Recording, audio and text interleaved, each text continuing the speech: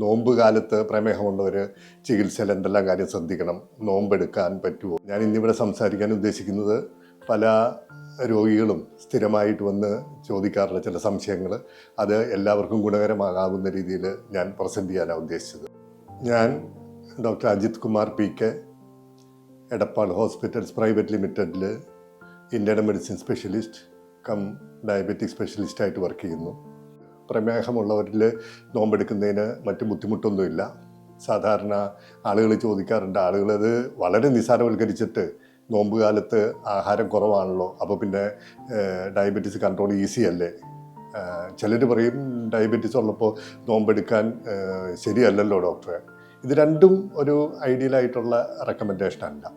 ശരിക്കും ഡയബറ്റീസ് ഉള്ളവർക്ക് നോമ്പെടുക്കുന്നതിൽ മറ്റ് ദൂഷ്യങ്ങളൊന്നുമില്ല. കാരണം നമ്മൾ നോർമലായിട്ടൊരു മനുഷ്യനെ ചികിത്സിക്കുന്ന സമയത്ത് നൈറ്റ് അവേഴ്സിൽ 8 മുതൽ അല്ലെങ്കിൽ ഒരു 8-9 മണിക്കൂറോളം അവരുടെ നൈറ്റ് കവർ ചെയ്തിട്ടുള്ള ചികിത്സാ രീതികൾ മുമ്പോട്ട് കൊണ്ടുപോകുമ്പോൾ ഒരു 10-12-13 മണിക്കൂർ നോമ്പെടുക്കുന്നതുകൊണ്ട് അതിൽ ട്രീറ്റ്മെൻറ്റ് അഡ്ജസ്റ്റ് ചെയ്ത് പോകുന്നതിൽ ബുദ്ധിമുട്ടൊന്നുമില്ല. പക്ഷേ തികച്ചും ഒരു ചികിത്സിക്കുന്ന ഡോക്ടറുടെ ഒരു അഡ്വൈസോട് കൂടി മുമ്പോട്ട് പോവുകയായിരിക്കും നല്ലത്.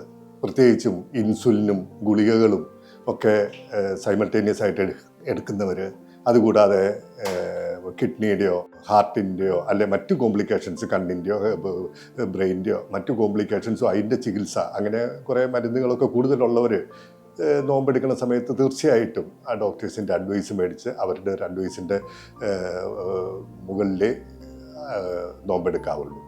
പിന്നെ നോമ്പ് സാധാരണ നമ്മൾ നോമ്പെടുത്ത് കഴിയുമ്പോൾ നോമ്പ് തുറക്കുന്ന അത് സാധാരണ പൊരിക്കടികളൊക്കെ കഴിച്ച്, നാട്ടിൻപുറത്തൊക്കെ പൊരിക്കടികളൊക്കെ കഴിച്ചിട്ടാണ് നോമ്പ് തുറക്കാറുള്ളത്. അത് കഴിയുന്നതും ഒഴിവാക്കുകയാണ് നല്ലത്. അതിന് രണ്ടാണ് കാരണം. ഒന്ന്, നമ്മൾ 10-12-13 മണിക്കൂർ നിൽ ബൈ മൗത്ത് ഒന്നും കഴിക്കാതെ സ്റ്റാർവിങ് ആയിട്ടുള്ള ഒരു ഗട്ടിലേക്ക്, ഇൻറ്റസ്റ്റൈനിലേക്ക് പെട്ടെന്ന് ഹെവി ആയിട്ടുള്ള എണ്ണപ്പലഹാരങ്ങൾ ചെല്ലുമ്പോൾ ദഹനത്തെ ബാധിക്കാം. കൂടാതെ നമ്മുടെ ഈ എണ്ണ കത്തിക്കഴിഞ്ഞാൽ ഉണ്ടാകുന്ന കാലറി അത് വളരെയധികം കൂടുതലാണ്. സാധാരണ 1 ഗ്രാം കാർബോഹൈഡ്രേറ്റ് അല്ലെങ്കിൽ ഗ്ലൂക്കോസ് കത്തിക്കഴിഞ്ഞാൽ 4 കാലറിയാണ് കൂട്ടണമെങ്കിൽ 1 ഗ്രാം എണ്ണ കത്തിക്കഴിഞ്ഞാൽ ഏകദേശം 9 കിലോ കാലറി, ഏകദേശം മോർ ദാൻ ദ ഡബിൾ വരും. അപ്പോൾ അതുകൊണ്ടൊക്കെ എണ്ണ പലഹാരം അത്ര നല്ലതല്ല. അത് നിങ്ങൾക്ക് തന്നെ മനസ്സിലാകും. കാരണം നമ്മൾ ഏതെങ്കിലും നിരാഹാര സമരത്തിനൊക്കെ ശേഷം ആളുകൾ പലപ്പോഴും ആ നിരാഹാരം സമരം തീർക്കണ സമയത്ത് നാരങ്ങാ നീരോ അല്ലെങ്കിൽ എന്തെങ്കിലും പഴച്ചാറൊക്കെ കഴിച്ചിട്ടാണ് അത് അവസാനിപ്പിക്കുന്നത്. ആ സെയിം പർപ്പസ് തന്നെയാണ് ഇവിടെയും. അപ്പോൾ ശരിക്കും പഴച്ചാറുകളോ അല്ലെങ്കിൽ പഴത്തിൻ്റെ കഷ്ണങ്ങളൊക്കെ കഴിച്ച് നോമ്പ് തുറക്കുന്നതായിരിക്കും ഐഡിയൽ. പിന്നെ അങ്ങനെ നോമ്പ് തുറന്നതിന് ശേഷം നമ്മൾ സാധാരണ ചെറുകടികളും പഴങ്ങളും ഒക്കെ കഴിച്ച് നോമ്പ് തുറന്നതിന് ശേഷം പിന്നീട് നിസ്കാരത്തിനൊക്കെ ശേഷം ഒരു 15-20 മിനിറ്റിന് ശേഷമാണ് എന്തെങ്കിലും ഹെവി ആയിട്ടൊക്കെ കഴിക്കുന്നത്. അപ്പോൾ ആ സമയത്ത് സാധാരണ നമ്മൾ മരുന്നുകളോ ഇൻസുലിനോ ഒക്കെ എടുക്കാവുന്നതാണ്. അത് as per the advice from the doctor.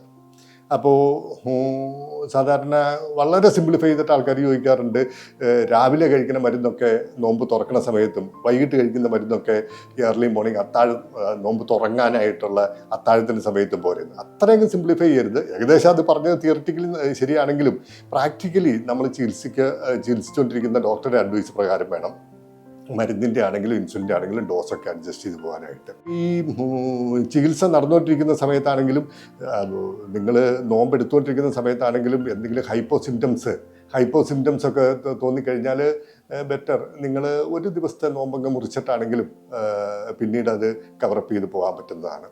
ഇതൊക്കെയാണ് മെയിനായിട്ട് ഉദ്ദേശിച്ചത്. ഇതുപോലത്തെ ചെറിയ ചെറിയ ടിപ്സുകൾ, ചികിത്സയുടെ ചെറിയ ചെറിയ ടിപ്സുകൾ ഇതുപോലെ വരും സെഷനുകളിലും നിങ്ങൾക്ക് തരാനായിട്ടാണ് ഞങ്ങൾ ഉദ്ദേശിക്കുന്നത്. അപ്പോൾ നിങ്ങളുടെ സംശയങ്ങളും കാര്യങ്ങളൊക്കെ ഞങ്ങളോട് ചോദിക്കുക. അത് ഇതുപോലത്തെ സെഷൻസിൽ ഞങ്ങൾ അതിൻ്റെ ഉത്തരങ്ങൾ നിങ്ങളെ അറിയിച്ചുകൊണ്ടിരിക്കുന്നതായിരിക്കും. നന്ദി.